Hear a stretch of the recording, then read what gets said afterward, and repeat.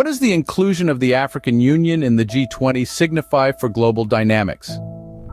This intriguing question sets the stage for our exploration today. In a significant move, the world's top 20 economies have recently welcomed the African Union as a permanent member. This recognition underscores Africa's desire for a more significant global role, with over 50 nations seeking to make their mark on the international stage. U.S. President Joe Biden, who advocated for the African Union's G20 membership, called it long overdue.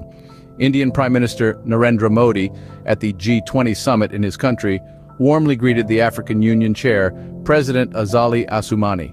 Senegal's President Macky Sall, a former African Union chair, praised the decision. The African Union had pushed for this for 7 years, according to spokesperson Eba Kalondo. Up until this time, South Africa was the only African G20 member. Africa's importance on the global stage is evident. Its 1.3 billion strong youthful population is set to double by 2050, comprising a quarter of the world's population.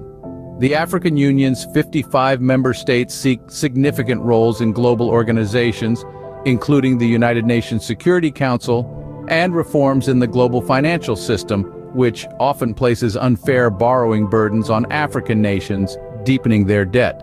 Beyond traditional powers, Africa now attracts investment and political interest from China, Russia, Gulf nations, Turkey, Israel, and Iran.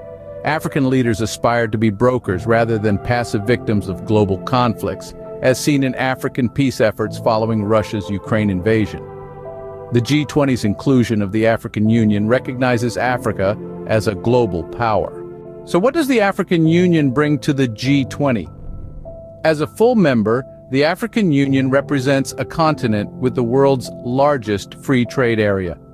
Africa also possesses abundant resources essential for combating climate change. It holds 60% of global renewable energy assets and over 30% of critical minerals for renewable and low-carbon technologies. Congo alone has nearly half of the world's cobalt, vital for lithium-ion batteries, according to a recent UN report. African leaders seek to end resource exploitation and promote industrial development at home, benefiting their economies. At the Africa Climate Summit, Kenyan President William Ruto highlighted Africa's wealth in natural assets. The summit called for fair treatment by financial institutions, the delivery of $100 billion annually in climate financing for developing nations, and a global fossil fuel tax. During the COVID-19 pandemic, African leaders showed their willingness to take collective action by loudly criticizing vaccine hoarding and teamed up to pursue bulk vaccine supplies. I played a key role as chair of the African Union during the COVID period. We felt like we were beggars when it came to vaccine availability, when we felt we needed access to vaccines, and the Northern Hemisphere countries had bought all the vaccines in the world, and they were hogging them. And they didn't want to release them at the time when we needed them most.